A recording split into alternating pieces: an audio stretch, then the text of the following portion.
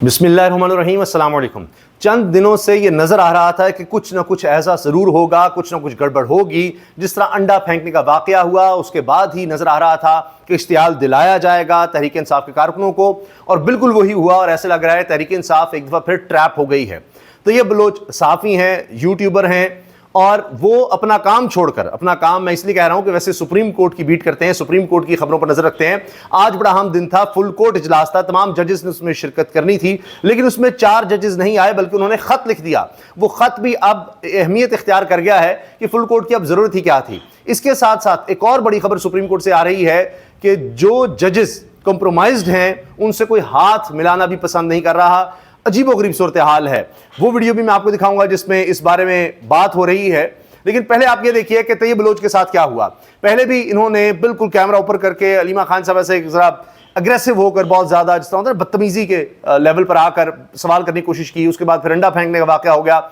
आज पहले ही अंदाजा था, मैं पिछली वीडियो में अर्ज कर चुका हूं कि कुछ ना कुछ होगा। आज तैयब बलोच फिर सुप्रीम कोर्ट को छोड़कर, जहां से वो रिपोर्ट्स लेते हैं, खबर लेते हैं, खबर देते हैं, वो छोड़कर डयाला जेल के बाहर आए हुए थे। और इससे पहले के अलीमा साहिबा कोई बात करती, उन्होंने बिस्मिल्लाहिर्रहमानिर्रहीम ही पढ़ी थी। भी हमेशा ही होता है प्रेस टॉक से पहले कि जो बात आपने करनी होती है कर लेते हैं, फिर सवाल जवाब होते हैं। लेकिन तैयब बलोच साहब ज़ाहिर तैयार होकर आए थे, उन्होंने कोई बात उनको करने नहीं दी और शुरू हो गए अपनी बात करने की। जी आप मजम्मत करें, मुझे ट्रोल किया जा रहा है, फलां किया जा रहा है, फलां किया जा रहा है। उनको रोका भी गया लेकिन नहीं हुआ। फिर उन्होंने कहना शुरू कर दिया। कोई कह रहा है जी गाली दी अलीमा खान साहब को, कोई कह रहा है कि बदतमीजी की। जो आवाज़ें आ रही हैं उनमें यह है कि जी आपकी औकात क्या है, आप होती कौन है, आपकी हैसियत क्या है। एक बूढ़ी खातून को, एक बूढ़ी औरत को सबके सामने वो इस तरह से कह रहे हैं। और फिर जनाब वही हुआ, तहरीक इंसाफ के कारकुन इश्तियाल में आ गए और वहां पर मारपीट हो गई। इसके बाद कहा जा रहा है गिरफ्तारियां भी हो गई हैं। वैसे आज तक अरशद शरीफ शहीद के कातलों के लिए कुछ नहीं हुआ, उस पर FIR के हवाले से कुछ नहीं हुआ। कई और साफियों को ज़दोकोब किया गया, यहाँ साफ़ी मारे गए। दुनिया में सबसे ख़तरनाक ममालिक में पाकिस्तान आता है साफ़ियों के लिए। लेकिन यह कमाल है कि यहाँ पर अता तारड़ साहब ने फौरी तौर पर तैयब बलोच को किसी ने थप्पड़ मारा है, कुछ किया है, उसका नोटिस ले लिया, गिरफ्तारियां भी हो रही हैं, कहने छोड़ेंगे नहीं। लेकिन अलीमा खान साहब पर अंडे जिन्होंने मारे, उन खवातीन का पता ही कुछ नहीं, करें अंदरूनी सारा मामला है। वो ज़मीन खा गई, आसमान निकल गया, क्या हो गया, उस पर भी कहा जा रहा है मुर्गियां बरामद की जाए। पहले देखिए ज़रा क्या हुआ है। बोलेंगे और फिर यहाँ से मामला बिगड़ा है, कारकुन इश्तियाल में आए हैं। और ये देखिए पहले जानबूझ के आप इश्तिहार दिला रहे हैं। फिर कुछ साफी यहाँ पर आए, इकट्ठे हुए, उन्होंने यहाँ से तैयब बलोच को निकाला।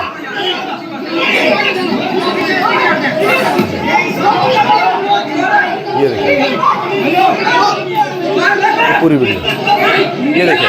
फिर यहाँ पर इनको तशद्दुद का निशाना बनाया गया।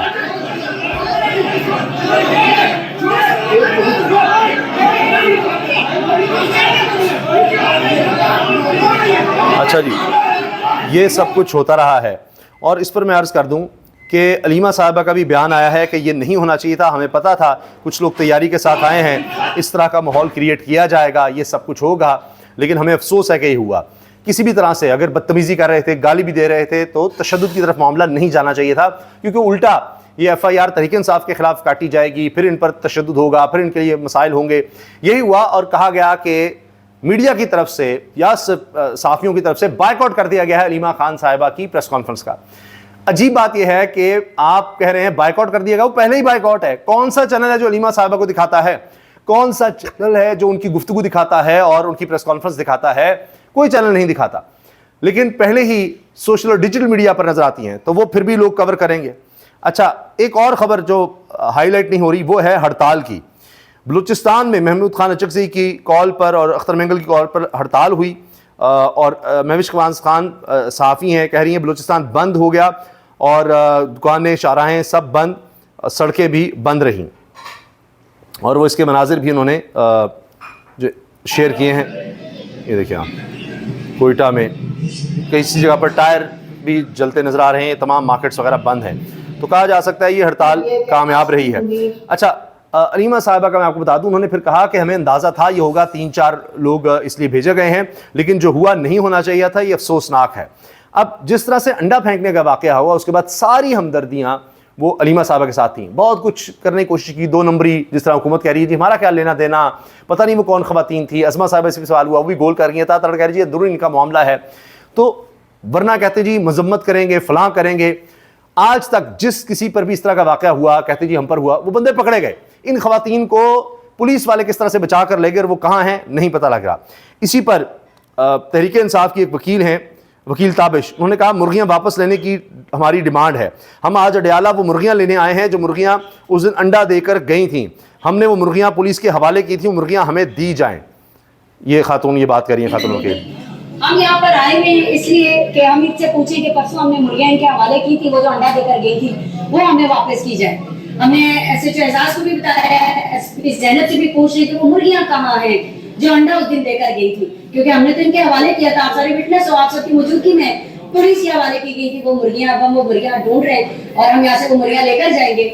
इन्होंने खुद कहा है कि वो पीटीआई की थी, तो पीटीआई की मुर्गियां हमारे हवाले करें। मैंने अगर पीटीआई की भी थी तो फिर हमारे हवाले करें। लेकिन हुकूमत इस पर बुखलाहट का शिकार थी, बड़ी बेइज्जती हुई है, बहुत कुछ करने की कोशिश की गई, ट्विस्ट करने की कोशिश की गई, लेकिन बात नहीं बनी। इसी तरह से अगर गलत सवाल होता है, बदतमीजी होती है, गाली दी जाती है, तो जाहिर है कैमरे मौजूद हैं, सबको नजर आएगा। मगर नजर आ रहा था कि बाकायदा कोशिश की गई है। बहुत से साफ़ी इसको कंडेम भी कर रहे हैं कि ये सोची समझी साजिश है, लेकिन फिर भी तशद्दुद का एलिमेंट नहीं आना चाहिए था। और इस पर हर कोई अपनी राय दे रहा है ओवरऑल। अच्छा, अब जनाब जो हुआ है सुप्रीम कोर्ट में वो भी सुन लीजिए।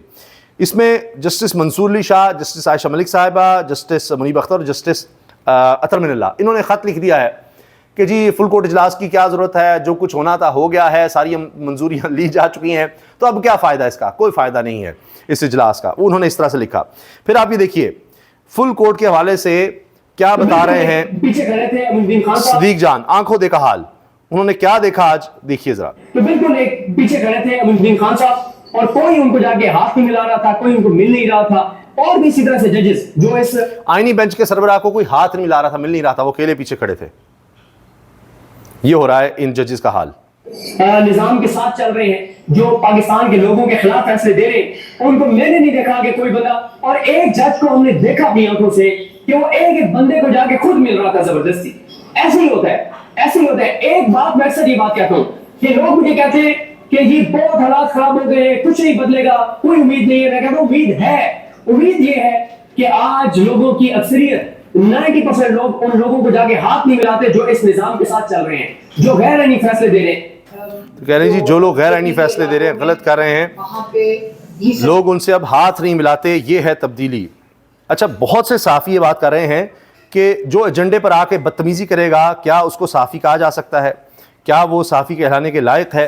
तो दोनों तरह से तनकीद भी हो रही है कि जी किस तरह लाया गया, बिठाया गया, फिर किस तरह ये सारा कुछ हुआ।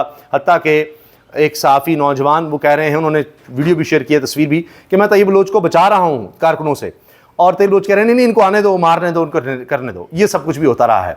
तो ये पूरा एक ऐसे लग रहा है कि प्लान था, कोई प्रेस कॉन्फ्रेंस करने नहीं दी जा रही थी, सवाल पहले किए गए और उसमें बदतमीज़ी का एलिमेंट था। ये सब नज़र आ रहा है और पहले भी ये हो चुका है।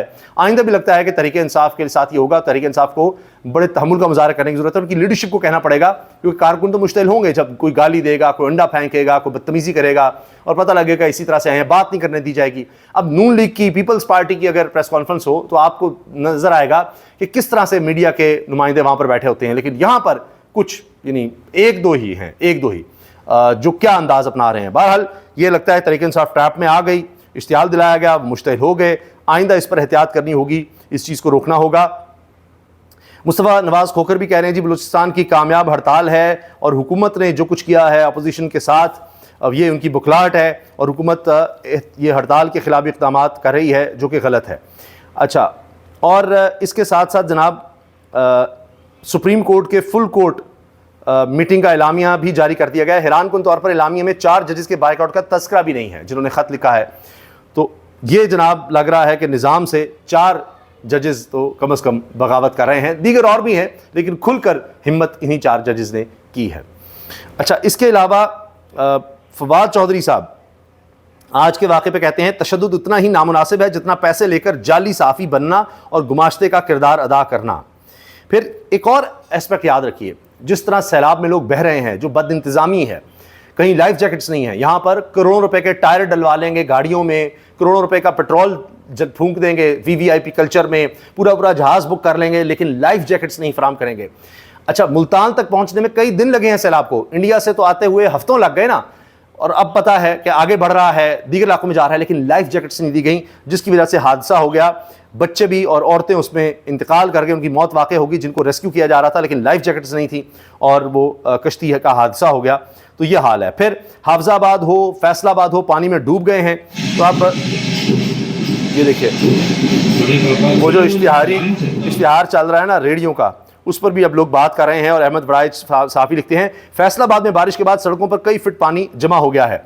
यहाँ पूछना यह था कि अब यहाँ भी क्या सीवरेज लाइनों में पाइप हैं या नहीं, क्योंकि ये मरीम साहबा को ये ब्रीफिंग दी जा रही है कि जी गुजरात में तो पाइप ही नहीं नीचे सीवरेज लाइनों में, तो क्या फैसलाबाद में भी ये हाल है? फिर हर शहर का यही कहेंगे कि जी ओहो ये फ़लाँ वक्त का है, तो ये फिर क्या करते रहे हैं? 30 साल अपनी हुकूमत का तो ये जवाब देना ख़ानदान। तो इस चीज़ को भी दबाने के लिए लगता है कि ये सब कुछ किया गया है। जो आज आपने मनाजिर देखे हैं अडियाला जेल के बाहर जो कुछ हुआ है, वो भी इसका एक शाखसाना लगता है कि इन बातों से तवज्जो हटाई जाए और इस तरफ फोकस आ जाए कि जी अलीमा साहिबा पर एक और पर्चा दे दिया जाए तहरीक इंसाफ पर, या उनकी प्रेस टॉक ना हो सके और हर दफ़ा इस तरह की बदमज़गी को पैदा की जाए। लेकिन ये हथकंडे ज़्यादा सच चलते नहीं हैं। जिस तरह वो अंडे वाला सारा एपिसोड फेल हुआ है, ये भी मेरा ख्याल है कि ज़्यादा कारामद नहीं हो सकेगा बदतमीज़ी वाला एलिमेंट, क्योंकि तहरीक इंसाफ के जो बड़े हैं यकीनन उनको समझाएंगे कि ये सारा ट्रैप है, हमें इसमें नहीं आना, और आइंदा जो करेगा उसकी वीडियो सामने आएगी कि किस तरह से बदतमीज़ी कर रहा है। खुद साफ़ियों को अल्टीमेटली इसको कंट्रोल करना पड़ेगा, वरना प्रेस कॉन्फ्रेंस कैसे होगी कि बात तो आप कर रहे हैं, एक बूढ़ी खातून बोल रही है, आप उसको बोलने नहीं दे रहे, तो खुद ही एक्सपोज होते चले जाएंगे ऐसे एलिमेंट्स। अल्लाह हाफ़िज़।